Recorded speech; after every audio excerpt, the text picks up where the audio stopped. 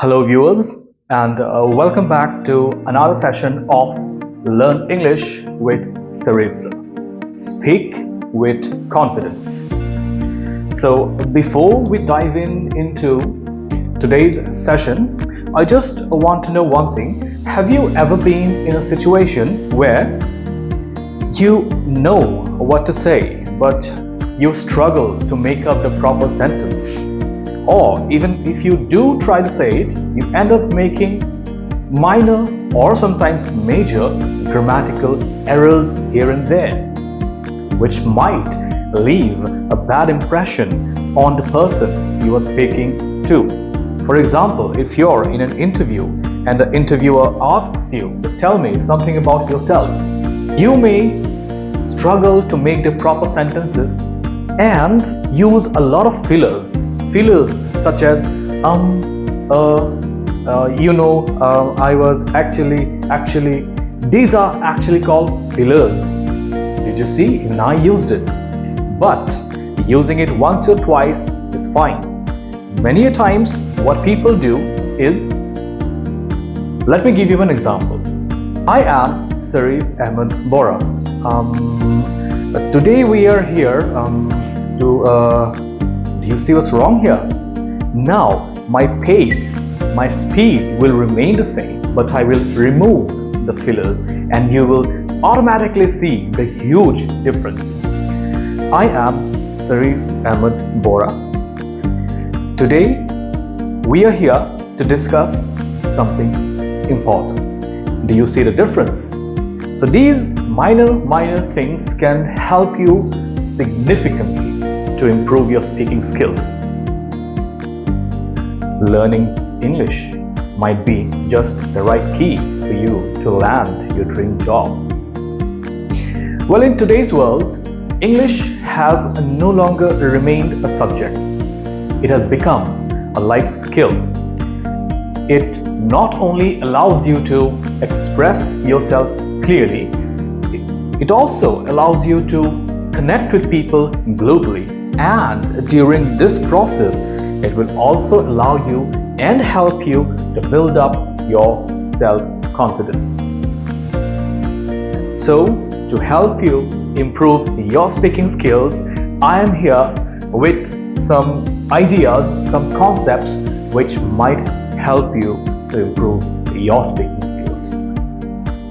So, as you might have already noticed on the board here, we are going to continue with the topic that we started in the last video, that is common spoken English mistakes. So let's dive into the session. So the first point that I would like to discuss is subject-verb agreement errors. Now, first you need to understand what is subject-verb agreement. Basically, any English sentence has the structure of a subject, a verb, and an object. Generally, a normal sentence is written as subject plus verb plus object. This is how a general sentence is written. Now, we also know that subjects can be singular, subjects can be plural, and in order for the verb to match with the subject, the verb has to follow how the subject is. If the subject is singular, the verb will be singular. If the subject is plural, the verb will be plural.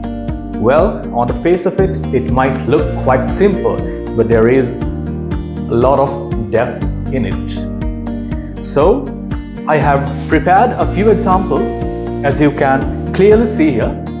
On the left hand side, these are the wrong sentences, and the right hand side, these sentences are the correct ones. Starting with the first one, the list of items are long. Now you might be thinking that it talks about a lot of items, so why is the word or the verb are incorrect? Well, here you need to identify the subject. The subject of the sentence is the list, not items. It is the list.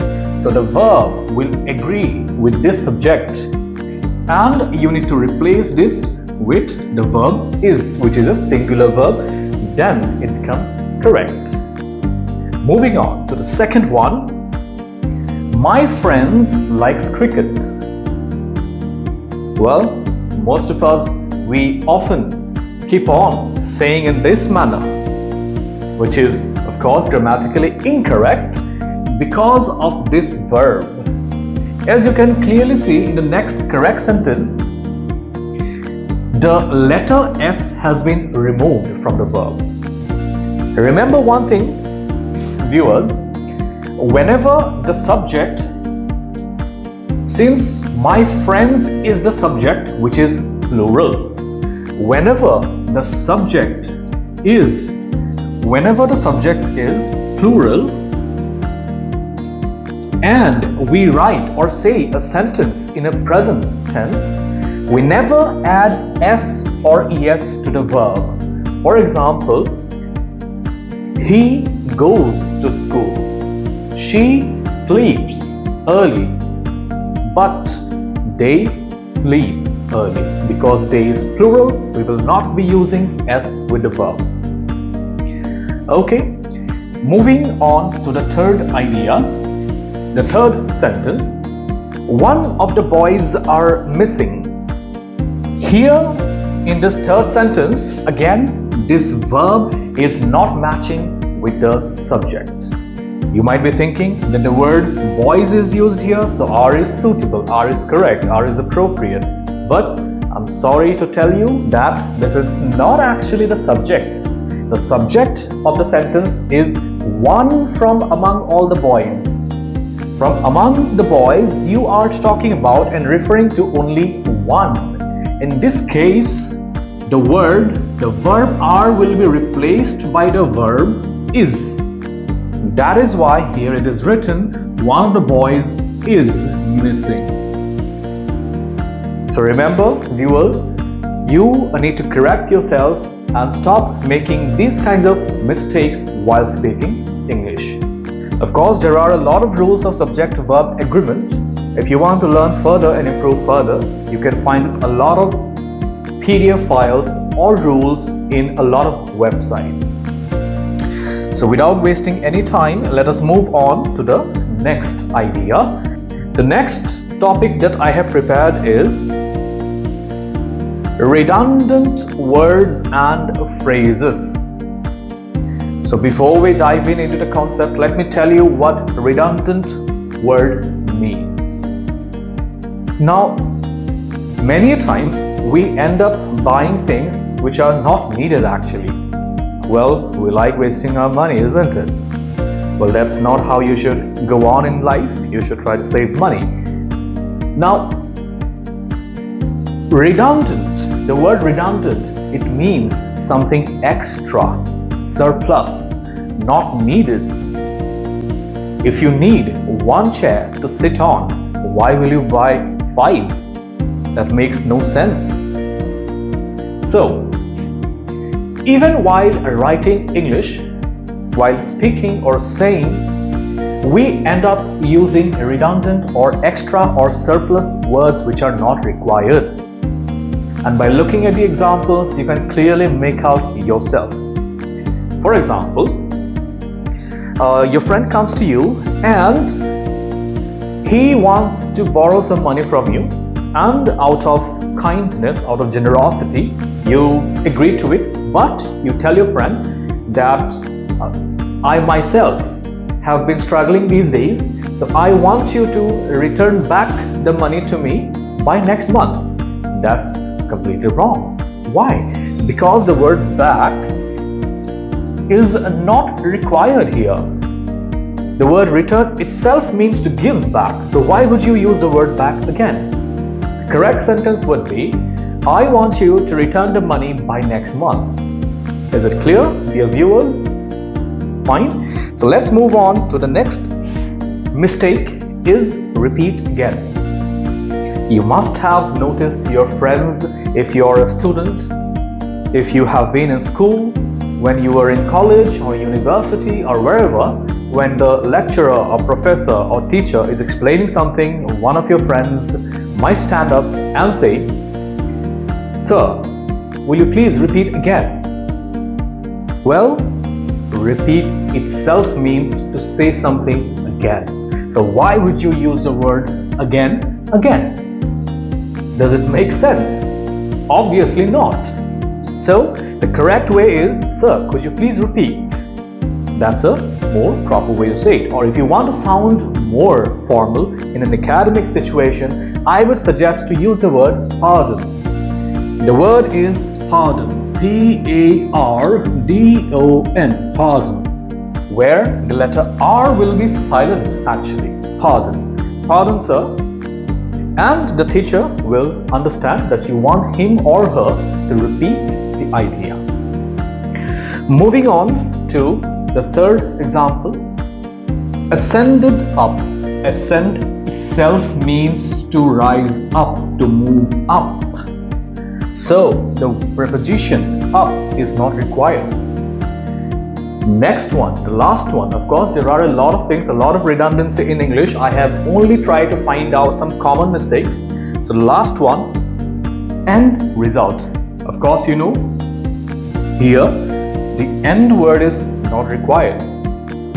For example, if you are a hardcore football fan or a cricket fan, you might have missed a certain match or the finals, and you might ask your friend that, "Did you watch the match yesterday?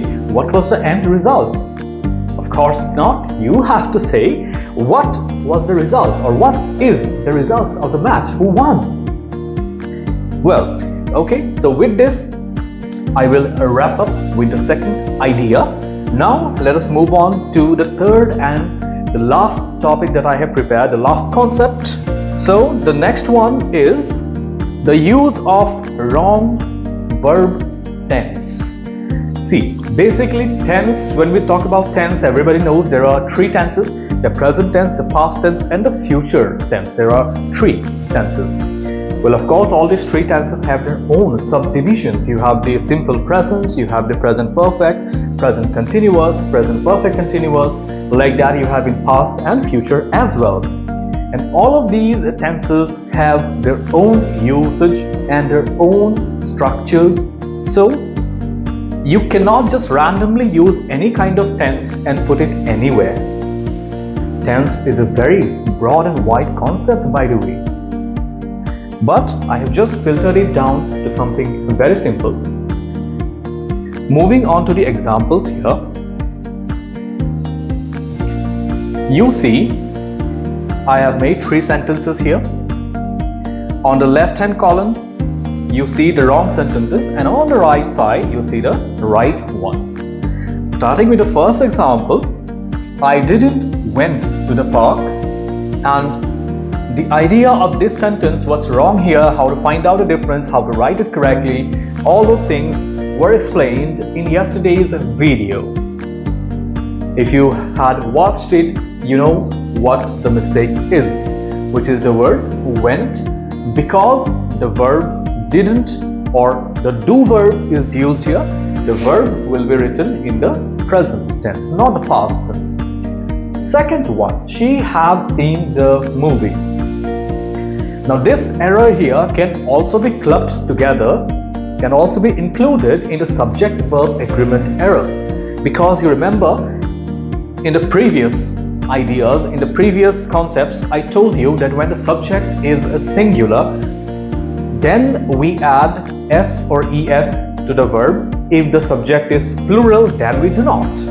And in this case, in this example, the subject is singular. So we need to use not the have form, but the word has with the letter s in it.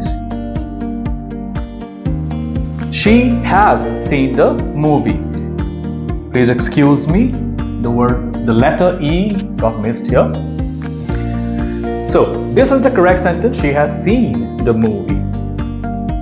My brother has been here yesterday, but all my friends have been here. Why? Because all my friends is plural. The last topic, the last sentence, the last error of today's session is I was here since 2 hours. And both the tense and the preposition are wrong here. What I mean to say that this form of verb and the use of the preposition since both are wrong here. Because if you want to talk about an action that started in the past, and is still going on till the present moment, you have two options to choose from. One is the present perfect, this is actually the present perfect, and the other one is the present perfect continuous. Since the present perfect is used here, this sentence is quite okay, there's nothing wrong here. And moreover, as I said, the preposition since is used incorrectly. Actually, the preposition should be the word for. Since is used only when the beginning time of the action is known, that my friend has been waiting or has waited for me since the morning, where only the beginning of the action is known. On the other hand, when the duration is known clearly, 2 hours, 5 minutes, 1 week, 1 year, the duration, the beginning and the end of the action is clearly known. In that case, you should go for the preposition for. That's all for today's class, and if you wish to re-watch my video, of course feel free to do it. And if you do not understand the concept, you can just pause the video and try to understand and look at the examples and try to practice yourself. And with this, I would like to end my session here. I would like to thank everyone for watching the video. Thank you and have a great day.